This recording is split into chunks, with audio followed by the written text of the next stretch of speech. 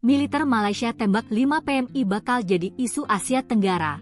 Kementerian HAM, Malaysia jangan anggap remeh. Kementerian Hak Asasi Manusia mendesak Malaysia segera mengusut tuntas insiden penembakan terhadap 5 pekerja migran Indonesia.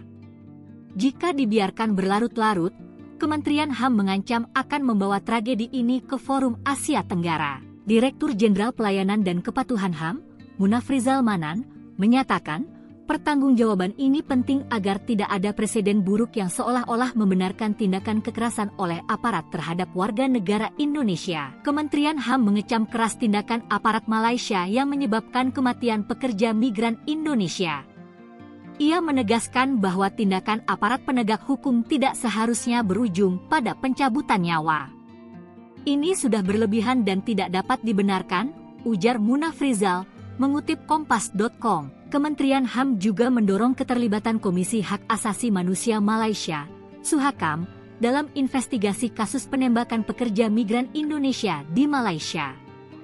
Kementerian HAM juga akan mengangkat kasus penembakan ini di Forum HAM Nasional Asia Tenggara agar tidak ada lagi insiden serupa. Sebelumnya, 5 orang pekerja migran ditembak oleh Agensi Penguat Kuasa Maritim Malaysia, APMM, di perairan Tanjung Ru, Malaysia.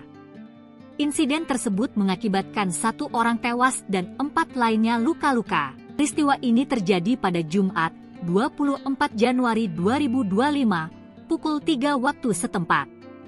Saat itu, patroli APMM mendapati sebuah kapal yang mengangkut 5 PMI sedang melintas di perairan tersebut.